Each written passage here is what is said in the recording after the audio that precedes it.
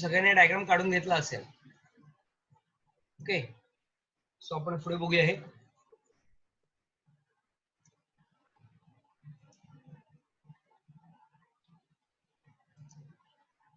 बघा, conducting tissue of heart. Now the human heart is myogenic, that is the heart is capable of generating a cardiac contraction depending upon nervous input. It also show rhythmicity, that is it can generate its own rhythm by specialized muscles. A specialized cardiac muscles called as nodal tissue is distributed in the heart. So हे आता दाखवल्याप्रमाणे हा nodes आहेत सगळे, SA node, AV node.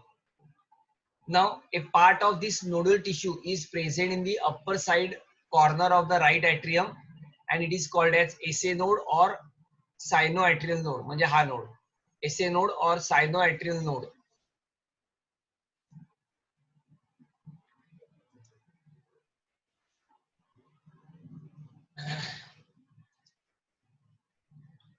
Now, it lies at the base of the opening of superior vena cava. Superior vena cava चा जो base आहे तिथे ओपन होतात, ते आता जसं मी सांगितलं. The another mass of nodal tissue, the modified muscular fibers, also called as autorhythmic fibers, conducting tissue, control the beating rate of heart. Now, conducting nodal tissue consists of SA node, AV node, bundle of His and Purkinje's fiber. बघा आताच सांगितलं तसं, conducting tissue consists of SA node, AV node, bundle of His and small fibers which are arising from bundle of His called as Purkinje's fibers. So this is the diagram ज्याच्यामध्ये आपल्याला दिसतंय SA node, AV node, sinoatrial node, atrioventricular node, bundle of His and Purkinje's fibers. Now, conducting system of heart. Heart मध्ये कसं conduction होतं, heart मधचं conduction कसं होतं बघा. The SA node, sinoatrial node is present in the right atrium. It acts as a pacemaker. म्हणजे तो हार्टला rhythm देतो, sorry heart पासून इनिशिएट करतो इम्पल्स, म्हणून त्याला पेसमेकर असं म्हणतात. So SA node is called as pacemaker, लक्षात ठेवा. And AV node is called as pace setter. So it acts as a pacemaker of heart because it has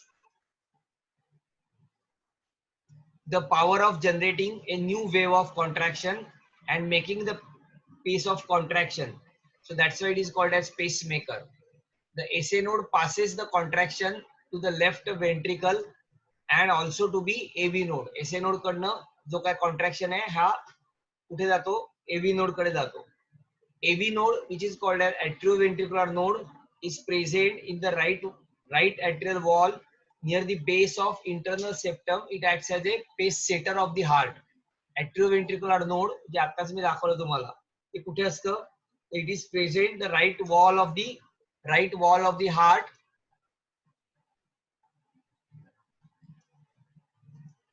Right wall of the near the internal septum, or you can say near the opening of coronary sinus. It is also called as pace setter.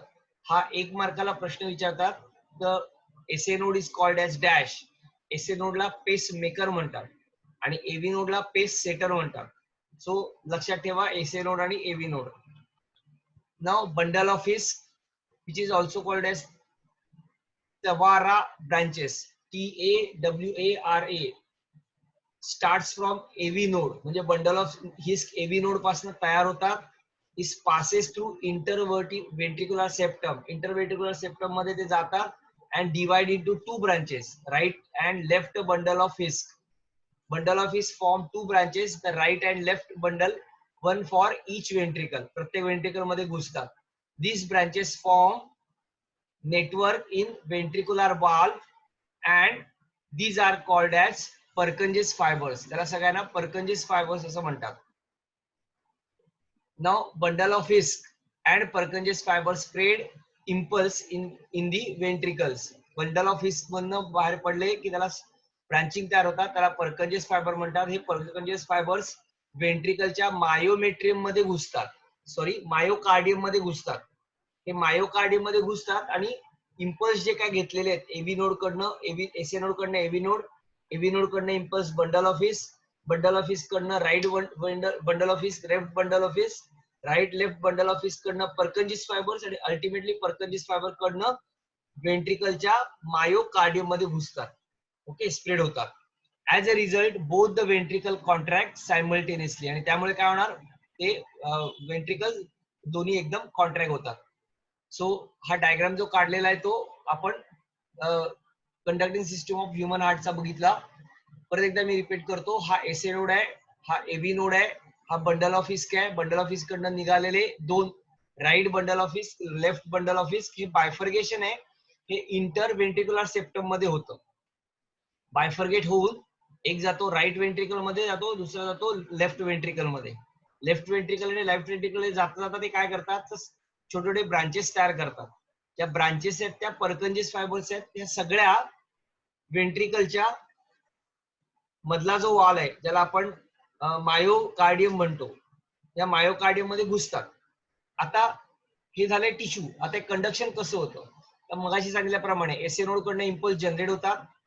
SA node कडनं generate झाले की हे impulse सगळे nodal system मधनं मुळे जातात कुठे, पहिले ऍट्रियमच्या वॉल मध्ये घुसतात. आता ऍट्रियम कॉन्ट्रॅक्ट होतो. हे होत असताना हे इम्पल्स एव्ही नोडला पण मिळतात, एव्ही नोड पण रिसीव्ह करतो. एव्ही नोडने रिसीव्ह केले की तो बंडल ऑफ हिस कडे जातो. बंडल ऑफ हिस कडनं राईट बंडल आणि लेफ्ट बंडल ऑफ हिस कडे जातात. तिकडनं ते पर्कन्जेस फायबर मध्ये घुसतात.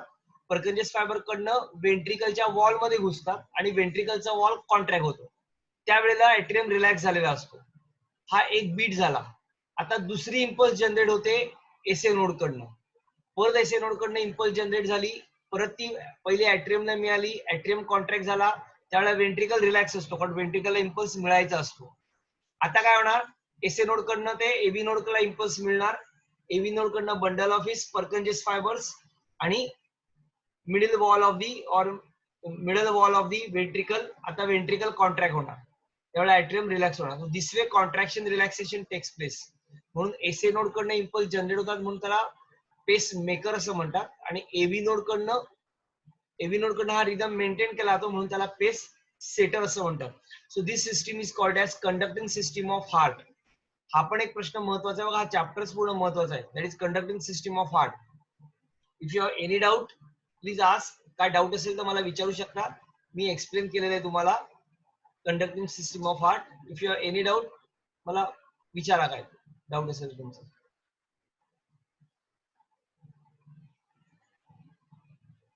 शिकवलेलं कळलं नसेल, काय डाऊट असेल तर चॅट बॉक्स मध्ये टाका, मी एक्सप्लेन करीन. आणि कळलं असेल तर कळलं म्हणून सांगा किंवा नो डाऊट म्हणून सांगा.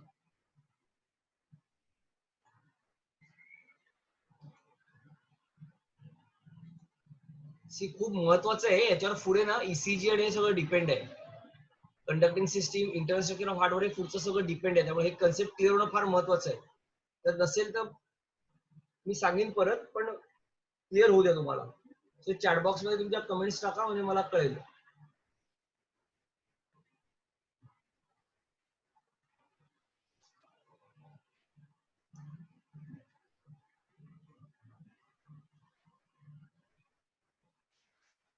चॅट बॉक्स मध्ये तुमच्या कमेंट्स टाका म्हणजे मला कळेल. ओके,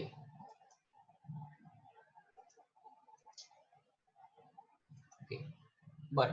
आता आपण इकडे थांबणार आहोत. पुढचा जो पार्ट आहे ना, पुढचा जो टॉपिक आपल्याला घ्यायचा आहे तो कंडक्टिंग सिस्टीम ऑफ हार्ट झाली आपली. पुढचा आपला टॉपिक बघायचा आहे तो म्हणजे वर्किंग ऑफ हार्ट, किंवा ज्याला आपण working mechanism of human heart, त्याला कार्डियक सायकल असं म्हणतो. हा आता घेऊया नको, हा पुढच्या लेक्चरला घेऊया, म्हणजे कधी काही लेक्चर असेल त्यावेळेला सोमवारी. आता काय करणार तुम्ही होमवर्क मध्ये, तर तुम्हाला 2-3 दिवसाचा गॅप आहे. आता मी डायरेक्ट सोमवारी घेणार तुमचा लेक्चर किंवा रविवारी. तर तुम्ही काय करायचं, 2 दिवसामध्ये हार्टचा dorsal view, ventral view, internal structure आणि कंडक्टिंग सिस्टीम ऑफ हार्ट याचा डायग्राम काढायचा आणि मला व्हॉट्सअपवरती पाठवायचा. काही नाहीये, 3 दिवसामध्ये 4 दिवसामध्ये कधी जेव्हा वेळ मिळेल तेव्हा काढा. फक्त काढताना एक गोष्ट लक्षात ठेवा, अपेक्सचा जो पार्ट आहे हार्टचा तो लेफ्ट साईडला टिल्ट दाखवायला पाहिजे. राईट ऍट्रियम आणि लेफ्ट ऍट्रियम मध्ये राईट ऍट्रियम मोठा पाहिजे, लेफ्ट ऍट्रियम लहान पाहिजे. हा डायग्राम मात्र मी परत परत सांगतोय, हे लक्षात ठेवा. आणि दोन्ही ऍट्रियम पेक्षा वेंट्रिकलची साईज मोठी पाहिजे. बघा सगळ्या डायग्राम मध्ये बघितलं असेल, हे ऍट्रियम लहान मोठे आहेत आणि वेंट्रिकल सर्वात जास्त आहे. लेफ्ट ऍट्रियम छोटा आहे, राईट ऍट्रियम मोठा आहे. त्यामुळे हे सगळ्यांनी लक्षात ठेवायचं हे डायग्राम काढताना. हे डायग्राम अतिशय महत्वाचे आहेत. हे डायग्राम परीक्षेला विचारतात 3 मार्काला किंवा 2 मार्काला, किंवा याच्यावरती क्वेश्चन विचार describe conducting system of human heart. So at that time you have to draw the diagram first and then you explain. तर नुसतं एक्सप्लेन केलं तर मार्क 0 मिळणार, एकही मार्क मिळणार नाही. त्याचं कारण विदाउट डायग्राम तुम्ही एक्सप्लेन नाही करू शकत. त्यामुळे डायग्राम येणं फार महत्वाचं आहे. ही जी काही स्पेस दाखवाल, हे बघा, हे परकंजेस फायबरचे कसेही दाखवले तरी चालतील. ही जी काही स्पेस दाखवाल ही मोठी दाखवा इंटरव्हेंटिक्युलर सेप्टमची, म्हणजे इकडे काय होणार, एकमेकांमध्ये मिक्स नाही होणार. वेळ लागेल डायग्राम काढायला, बघून डायग्राम काढा, न बघता डायग्राम नका काढू, पण काढाल तो व्यवस्थित काढा आणि मला व्हॉट्सअप वरती पाठवून द्या. सो मी तो चेक करेन डायग्राम. ओके. सो कोणाला काय डाऊट नसेल, काल एकाने मला डाऊट विचारलेला की जेव्हा मी शिकवलेलं ऍसिडोफिल, बेसोफिल, न्यूट्रोफिल, त्या ऍसिडोफिल मध्ये मी नॉन फॅगोसायटिक सांगितलेलं. ऍसिडोफिल नॉन फॅगोसायटिकच असतात. पूर्ण फॅगोसायटिक सेल हे फक्त हे असतात, कोण तुमच्या डब्ल्यूबीसी आय मीन न्यूट्रोफिल असतात. पण ऍसिडोफिल्स आहेत ना, हे अँटीबॉडी अँटीजन रिएक्शन मध्ये काम करतात. आता कुठल्याही अँटीजन अँटीबॉडी मध्ये काम करत असताना तो फॉरेन पार्टिकलला मारणारच, आणि म्हणून त्याला फॅगोसायटिक म्हणतात. पण ऍक्च्युअली त्याचं मेन फंक्शन फॅगोसायटिक नाहीये, तो इनडायरेक्टली फॅगोसायटिकचं काम करतो. कारण तो अमिबॉइड स्ट्रक्चरचा काय म्हणतो त्याला आपण, डब्ल्यूबीसी जे आहेत ना, ऍक्च्युअली डब्ल्यूबीसी म्हणजे न्यूट्रोफिल, हे मल्टीलोब असतं आणि ते फक्त काय करतात, फॉरेन पार्टिकलला डायरेक्ट अटॅक करतात. हे वेगवेगळ्या गोष्टी म्हणजे डायरेक्टली अटॅक नाही करत, इनडायरेक्टली अटॅक करतात. म्हणून आपण याचं डायरेक्ट फंक्शन फॅगोसायटिक म्हणत नाही. कोणाचं, ऍसिडोफिलचं. ऍसिडोफिलचं काम आहे खरं अँटी अलर्जिक रिएक्शन, पण अँटी अलर्जिक रिएक्शन याचा अर्थ शब्दशः काय, तर डायरेक्ट आणि ह्याला मारत नाहीत ते. ऍक्च्युअली ते हिस्टॅमिन वगैरे तयार करतात आणि मग त्याला डिस्ट्रॉय करतात, म्हणजे अँटीजन अँटीबॉडी रिएक्शन मध्ये काम करतात. म्हणून आपण त्याला डायरेक्टली फॅगोसायटिक नेचर म्हणत नाही. जुन्या सिलेबस मध्ये त्यांना नॉन फॅगोसायटिकच म्हटलं, ऍक्च्युअली नॉन फॅगोसायटिकच असतं. नवीन सिलेबस मध्ये फॅगोसायटिक म्हटलंय, पण ते डायरेक्ट फॅगोसायटिक नाही, त्याच्या अगोदर त्यांनी दिलेलं आहे त्यांनी antigen antibody reaction. Antigen antibody reaction मध्ये फॅगोसायटिक होतात. म्हणून लिहिताना आपण जे दिलंय तेच लिहा तुम्ही, पण लक्षात ठेवा मेन फॅगोसायटिक सेल कोणत्या आहेत, तर त्या न्यूट्रोफिल्स आहे. सो आय होप ज्यांनी काल मला विचारलेला, माझ्या लक्षात नाही कोणी विचारलेला मला, पण त्याला पण मी फोन केलेला होता रात्री, पण फोन उचलला नाही त्याने, म्हणजे रिंग वाजत होती.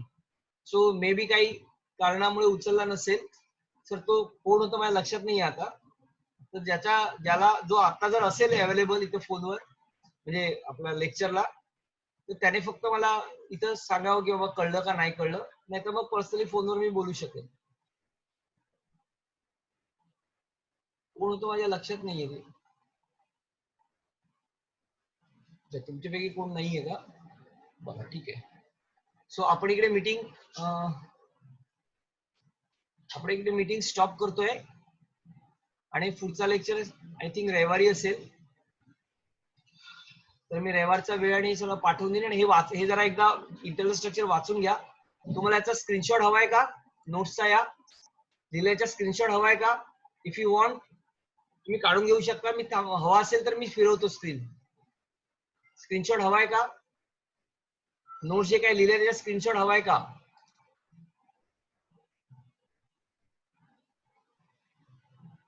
ओके, अच्छा तुम्ही काढलाय का, बरं. ज्यांनी नाही डायग्रामचा स्क्रीनशॉट नाही, एक्सप्रेशन स्क्रीनशॉट म्हणतोय. हे जे काय लिहिलंय त्याचा स्क्रीनशॉट म्हणतोय, कंडक्टिंग सिस्टम ऑफ हार्ट. याचा स्क्रीनशॉट असेल तर काढून घ्या, काढा इथपासून. मी थांबतो 2 मिनिटं, 1 मिनिट पटपट जरा काढून घ्या.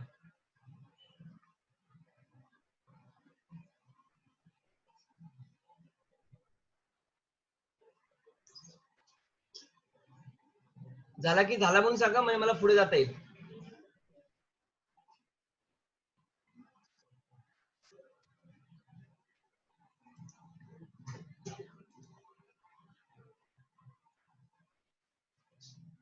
पुढचा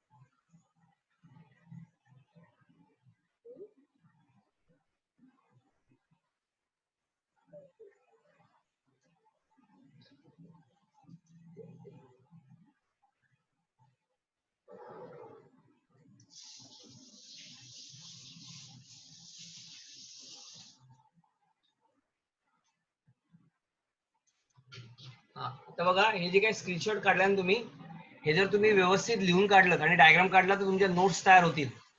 मी हवा तर ह्याच्यावरती प्रश्न देतो. पहिला जो हार्ट वरती होता ना प्रश्न, तो describe the internal structure of heart असा क्वेश्चन येईल तुम्हाला. आणि हा जो प्रश्न होईल तो येईल describe conducting system of heart. तो वर क्वेश्चन लिहायचा आणि हे जे काही लिहिलंय ना ते तुम्ही लिहिलं डायग्राम काढलं तर तुमच्या नोट्स तयार होतील त्या स्वतःच्या. असं तुम्हाला चालत असेल तर स्क्रीनशॉट काढून घ्या प्रत्येकाचा. मी त्याच वेळेला तुम्हाला क्वेश्चन देईन, त्याच्यावर क्वेश्चन लिहायचं आणि ते खाली आन्सर लिहायचं. सो तुमच्याकडे तुमच्या नोट्स तयार होतील त्या आताच. तुम्हाला असं चालणार आहे का? असं करायचंय का आपण? तर स्क्रीनशॉट प्रत्येकाचा काढावा लागेल. मला असं हवं असेल तर तसं करूया. काय पाहिजे तुम्हाला सांगा. What is your requirement?